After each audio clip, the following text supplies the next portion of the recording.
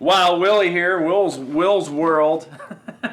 Getting crazy today. We're doing Throwback Tuesdays. Woo! Gonna talk all about energy in the yin and yang, and we're gonna break it down into its parts, and we're gonna look at the flow of energy. All right, so this is more like along the lines of Chinese medicine, if you want the Chinese medicine philosophy. But whatever, it's all awesome information. I love it. So everything in the universe is yang and yin. Okay? And yin and yang go like this. Everything is this. And it goes like this forever. So there's 5 phases of that cycle. If you wanted to break down the yin and the yang, here, let me get a good... Now, there's 5 phases in that cycle, and that's in the picture. It's in the picture. Now, you see there's a black and there's a white, and then there's 2 little dots. Okay, so that's only 4 things, but the picture in itself is total. Okay? So in Chinese medicine, they give them elements, and we're going to explain that. So let's just jump right into it. All right, so the picture, I can't do it like this. It's really hard. The picture by itself is Earth. Okay? We'll get to there in a minute. Okay, the black, just the black without the dot. Hold on, I don't know what happened to my computer.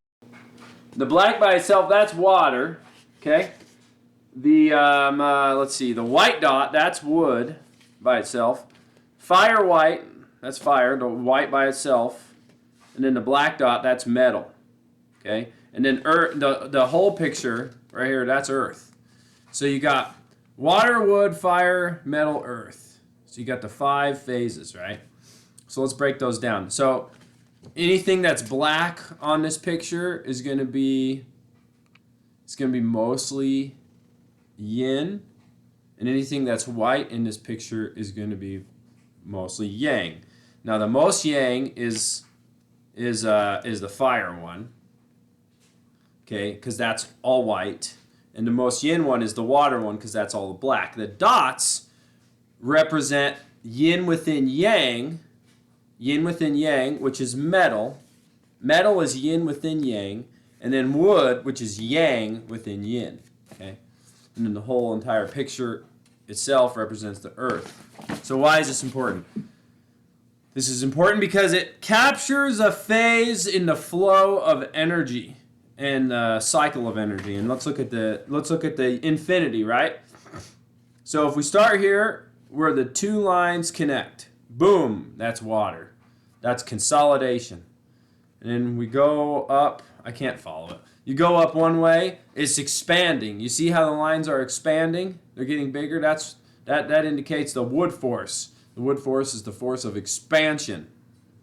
Now, expanding actively is more yang than yin, okay? But it's the yang within the yin, okay? Expanding out is yang, but it's not the most yang, it's the yang within the yin, okay?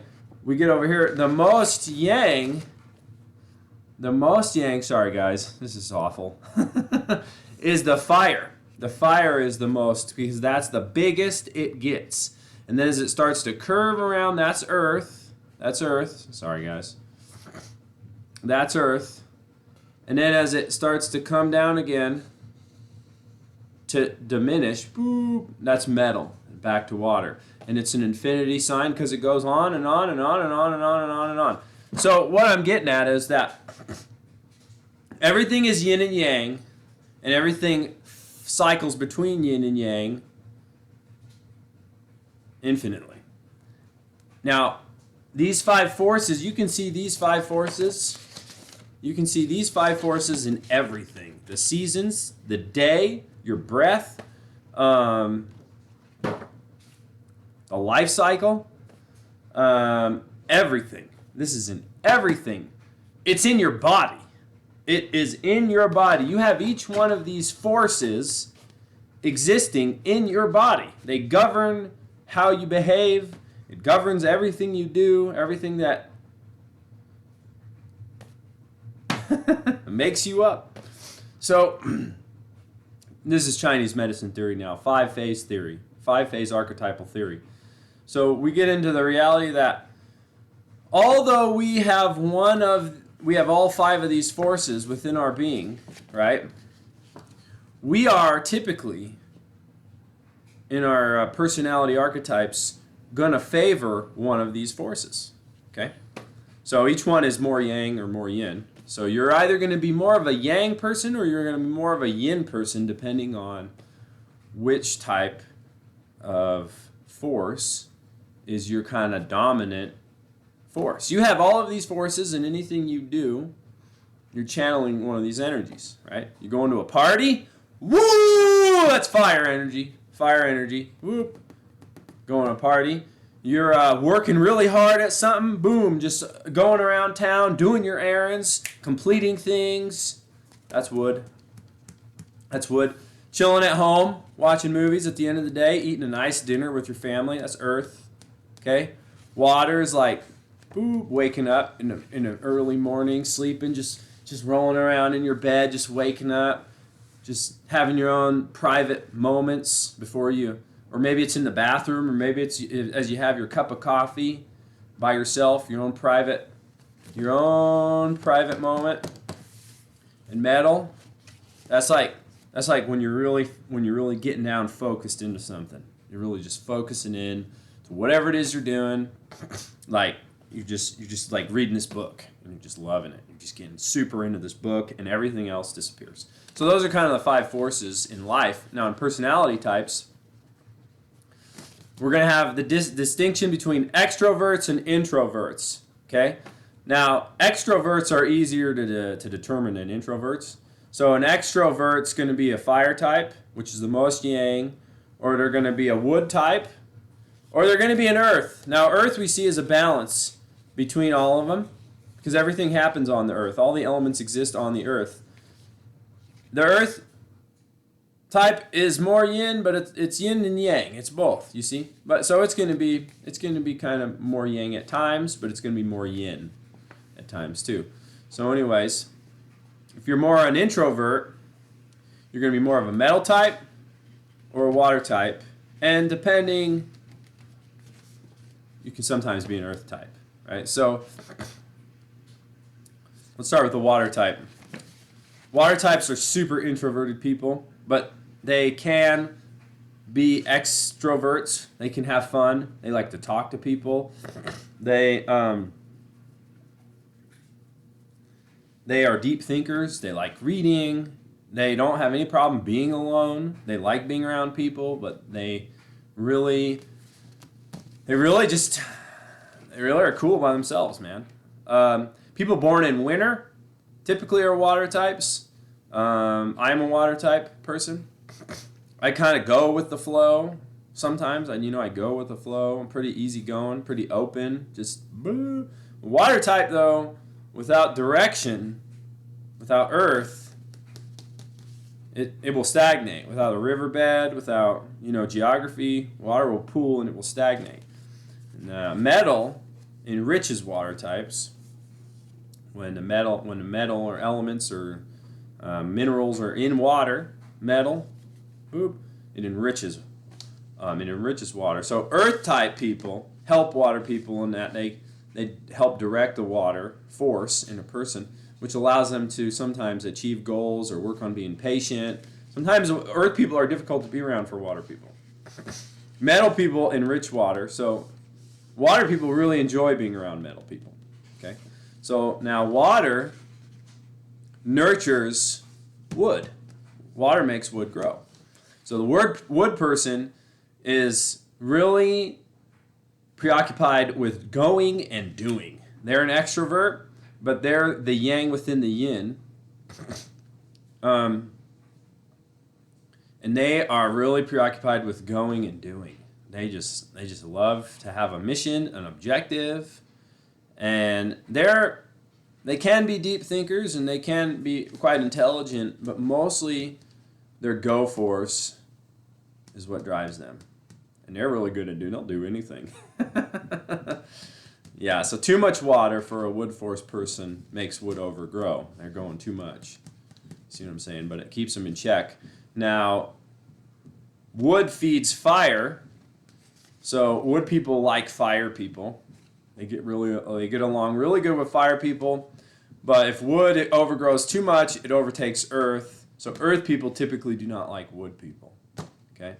So we'll look at fire people. Fire people are the life of the party. They're the most yang, but since they really exist around people, it's where the fire force is really shifting back to yin, if you think about it, because interacting with people is kind of yin. Going and doing is really yang, actually. Expanding outward is really yang.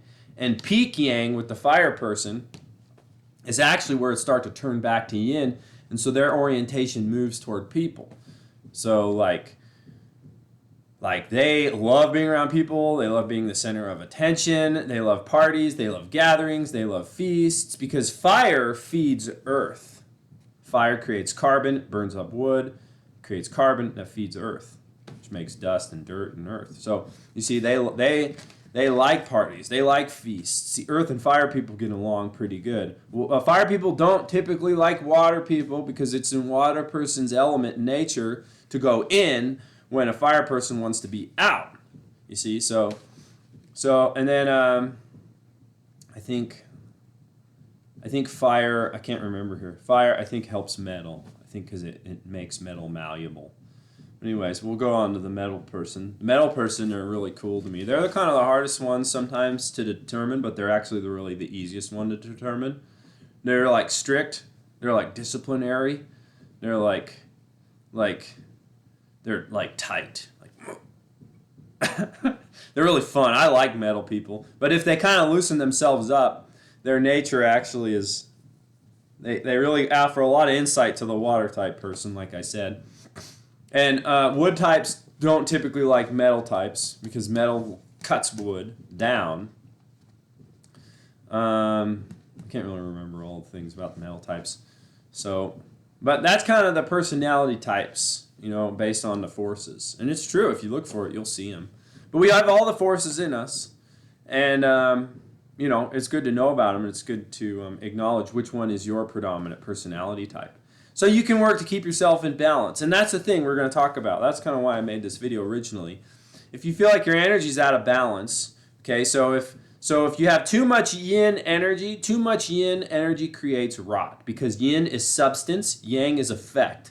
Yin is direction, yang is force. You see, without the two, it's not balanced, right? So if you think about a fallen down log in the forest, it's just going to lay there, it's going to rot, right? But if you take that log and you apply heat to it and it starts a fire, the effect is heat, right? If you apply a flame to it, the effect of the burning log is heat, you see? So the burning log is substance, and the heat from the fire of the burning log is the effect, right? So it can give you warmth, it can give you heat, but if the log is never there, it's never put to a fire, it's going to rot. It's going to rot in the forest. And that's why they say fires are healthy for forests, because it cleans up all the rot, and it cleans up all that stuff. I know rot creates, good soil and bacteria go to earth or whatever, but I'm just using this as an example. So too much yin creates rot, right? But say the forest hasn't burned in a really long time, there's a bunch of down trees everywhere, it's been way too yin, there's just substance all over, and all of a sudden lightning happens and a fire takes off. What that's going to do, it's going to cause too much fire. It's going to burn the whole entire forest down. So too much yang energy is destruction, is chaos. You see, so there's rot and there's chaos, destruction. You see, so you have to learn to acknowledge your energies, and if they're balanced, and learn how to keep them under control. So you're going to be, whatever personality type you are, you're going to be either more yang or you're going to be more yin. It's good to try to understand so you can know which one is you. If you're more yin and you don't have a balance in your life with the energy, you're going to have rot. Okay? Now, a good way, this is the simplest way, a good way to try to balance your energies sorry guys, if you have too much yin energy, is to create a schedule for yourself. Create a schedule. Pick your schedule the night before. I'm going to wake up at this time. I'm going to have breakfast. I'm going to do this for this period of time. And I'm going to do this. I'm going to go to the gym, or I'm going to work out. I'm going to watch TV. I'm going to relax with my family. I'm going to go to bed.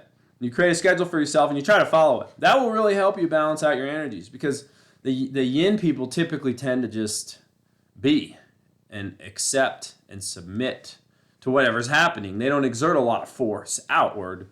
So a schedule is a really good exercise for a yin person who's trying to balance their energies. Now, if you're a yang person, you feel like you got too much chaos, too much movement, too much destruction happening in your life, too much yang energy, not enough balance in your life, a good exercise or a good activity to try to take on to balance your yang energy is to get a hobby.